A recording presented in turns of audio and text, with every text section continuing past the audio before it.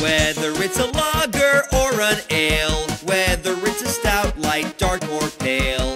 If you can brew it, Chad can review it. It's time for Chad's Beer Reviews. He's not quite an amateur, not quite a connoisseur, but regardless of the brewer, he's got taste in beer for sure. You can tell just by his gut, this guy is a bona fide beer nut. So whether it's a porter or an IPA, whether it's from Europe or the USA, if you can brew it, Chad can review it. It's time for Chad's Beer Reviews. Hey, Happy New Year and welcome to a very special episode of Chad's Beer Reviews. We're drinking the world famous, I believe it's pronounced Westvleteren, but we're just going to call it 𝓕12. The famous Trappist 𝓕12 Belgian quad made by monks in Belgium is only sold at the monastery.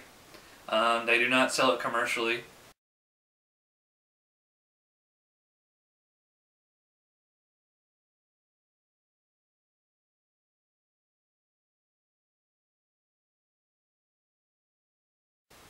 I got this from a friend in France who actually drives to the monastery and picks it up himself. However, this bottle, as you can see, is kind of strange because it says, well, it has a sticker on it that says, you know, Trappist Westvleteren, authentic Trappist product, but it doesn't have the ring around it like the other ones do.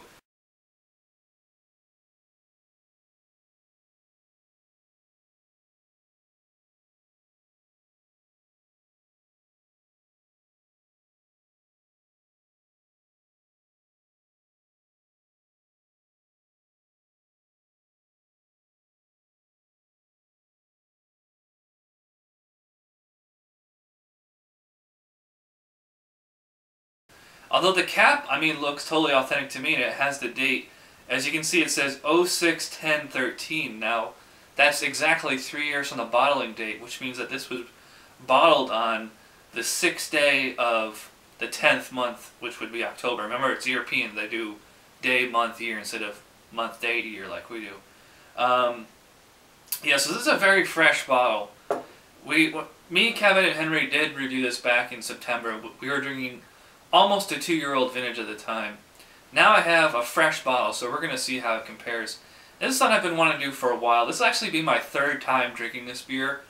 I drank it with Kevin and Henry, then I drank another vintage by myself for my text review, and now we'll be drinking a fresh bottle for another video review. Because a lot of people said, you know, if you watch that video, I think I only had like 2 minutes of talk time out of the whole 10-minute video. So you'll get to see and hear me drink this beer throughout the whole video. So here we go. Ooh, nice smoke. Oh, by the way, this it's been out of the fridge for about 35, almost 40 minutes. Well, unlike last time, we're actually getting ahead here. And I don't know if I should pour the yeast out or leave it in. You know, I'm going to pour it out because I want as much beer as possible. You can see it's very cloudy now. Alrighty. I love that bottle opener. Preserves the caps almost perfectly. So, you know, as you can see, we've got a nice 1-finger head here. It's a pretty dark tan, frothy, kind of foamy, kind of soapy. I could smell it as soon as I popped the cap. It's very... I'm smelling more alcohol than last time. Alcohol definitely dominates the palate, but I'm getting that typical Trappist Belgian yeast strains scent. You can just smell it. It's powdered. You know what this smell? It smells like red wine. It's very, you know, vinous. Some dark fruit, I guess. Yeah, definitely it smells more like wine than like beer. The color is the same as last time. It's just a extremely dark maroon red. Brown, rusty kind of color. Can't see through it. Extremely hazy. Head's fading away already. So here we go with a fresh bottle of 𝓕12.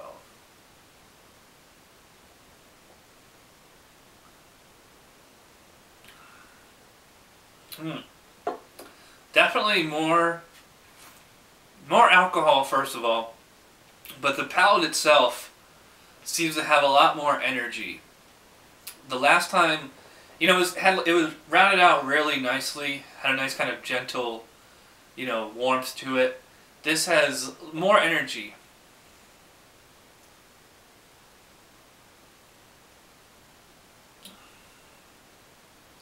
I'm getting the kind of the classic Trappist kind of peppery mouthfeel. Not quite as intense as some other beers. Even a fresh 𝓕𝓗𝓚 is a lot more intense than this. Nice, you know, it's pretty soft, but definite energy even in the mouth. The flavor is similar to, you know, what the nose is. It's kind of red wine. Some dark fruits. Can't really put my finger on any individual. Leaves with at first, when you first finish it, it's like a bitter dry aftertaste, but it fades away rather quickly, and then you get kind of a dark chocolate aftertaste.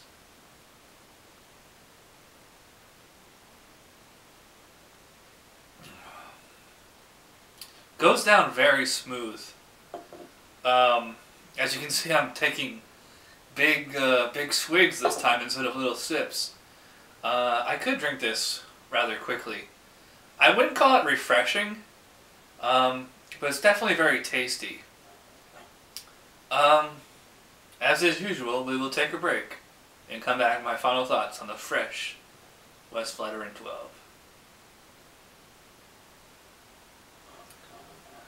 Alright, I am back, finishing up the Westie 12. Glad I took a break. Gave me a chance to get some close-up shots of the beer. One thing that I like is that it regenerates the head with a nice, easy swirl. And it's a pretty beer to look at from underneath with the yeast and the different actual colors through the light. As for the beer itself, my opinion and my reaction to it is almost identical to when I drank this back in September. The only difference here is that it's kind of a trade-off. The vintage, the 2-year-old vintage, was way more complex, but the actual robustness of the palate was lower. Here it's the other way, like the robustness of the palate, like there's a lot, like the actual energy flavor of the flavors here is much higher, but there's less of them. The alcohol is, you know, still pretty well hidden. There's, you know, like a touch of warmth, but, you know, I forget the ABV on this. I think it's, actually it says right here, 10.2%. You know, does not drink like that big of a beer at all. So drinkability on this, between the vintage and the fresh is still, you know, outstanding. I definitely think that the drinkability is great. You know, mouthfeel's a little intense at first, but you do have that lingering, dry, bitter, kind of a chalky aftertaste. I think it's kind of like it's like a powdered kind of chocolate. I am not convinced that this is the best beer in the world. I'm not even convinced that this beer is a 10 out of 10. I'm going to repeat the same rating I gave it last time. It's a 9 out of 10. I mean, don't get me wrong, it's an excellent beer. I really like it. It's pretty tasty, and the drinkability on it is impressive for what it is. Yeah, 9 out of 10 for the Westie 12, the 2010 3-month-old vintage. This episode's probably going on very long. Sorry I'm rambling here. But thanks for watching. I'll see you guys next time. Bye.